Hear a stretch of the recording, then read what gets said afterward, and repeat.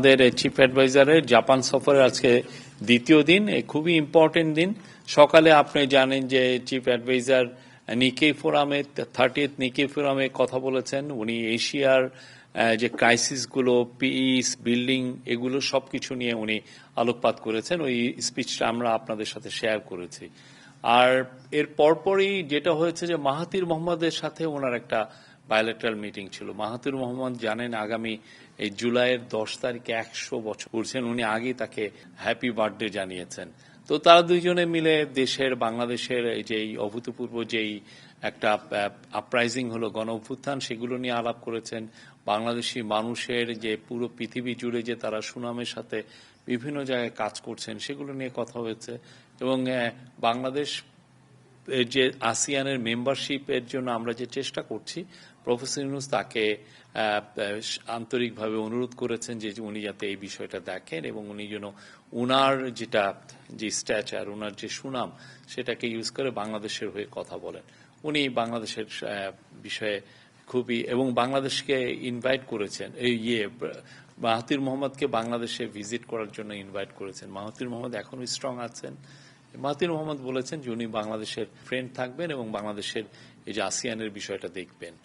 জাপানের যে হিউম্যান রিসোর্সের উপরে একটা সেমিনার, সেই সেমিনারটা মূলত জাপানে আপনি জানেন যে ম্যাসিভ ওয়ার্কারের শর্টেজ, জাপান ওয়ার্কার পাচ্ছে না অনেক জায়গায়। তারা যেটা ওদের প্রজেকশন করেছে যে তারা এই জাস্ট আগামী 5 বছরেই তাদের 8.2 মিলিয়ন ওয়ার্কার লাগবে, এবং যেটা 2040 পর্যন্ত লাগবে 11 মিলিয়ন। তো এই যে এত বিশাল সংখ্যক যে ওয়ার্কার, ওরা কোথায় পাবে?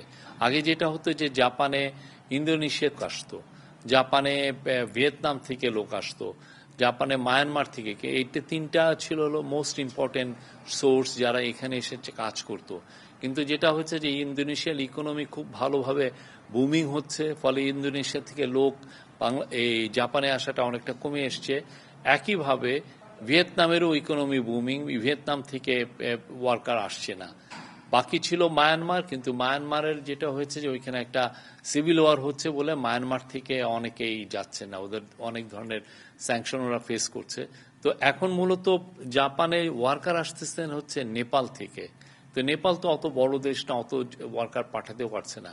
আগামী 5 বছরে যে সেমিনারটা বলেছেন যে আগামী 5 বছরে 1 লক্ষ লোককে নিবে, কিন্তু যারা বাংলাদেশি যারা আছেন তারা বলছেন যে এই সংখ্যাটা আরো বাড়বে যদি আমরা ঠিক মতো আমাদের ল্যাঙ্গুয়েজ ট্রেনিং দিতে পারি আমাদের জনগোষ্ঠীকে, এবং তাদেরকে মিনিমাম স্কিলটা আমরা ট্রেনিং করতে পারি। তাহলে আমরা আশা করছি যে এটা সংখ্যা বাড়বে এবং এটা একটা ফ্লাড গেটের মতো ওপেন হবে। এটা আমাদের জন্য একটা বিশাল অপরচুনিটি, এবং সেটার জন্য প্রফেসর ইউনূস অলরেডি এই সফরের আসার আগে একটা টাস্ক ফোর্স উনি করে দিয়েছেন, এবং এটার জন্য যত কিছু করা দরকার, যত দ্রুত ল্যাঙ্গুয়েজ ট্রেনিং সেন্টার করা যায়, যত দ্রুত স্কিলস ট্রেনিং সেন্টার করা যায়, এটা করা হবে। এবং সেই আলোকে অলরেডি কিছু মেজার আমরা কিন্তু নিয়েছি। যেমন ধরেন বাংলাদেশে থেকে যাতে জাপানে এসে অনেকে ল্যাঙ্গুয়েজ শিখতে পারেন, সেটার একটা ব্যারিয়ার ছিল। এখানে ব্যাংকিং রিলেটেড অনেক সমস্যা ছিল। VHS, যেটার মাধ্যমে এই ভিসার এগুলো সার্ভিসগুলো হয়, VHS এর সাথে কিছু সমস্যা ছিল। সবগুলো দূরীভূত করে জাস্ট ফার্স্ট সেমিস্টারে এই ল্যাঙ্গুয়েজের 3000 ছেলে মেয়ে বাংলাদেশে এসছেন।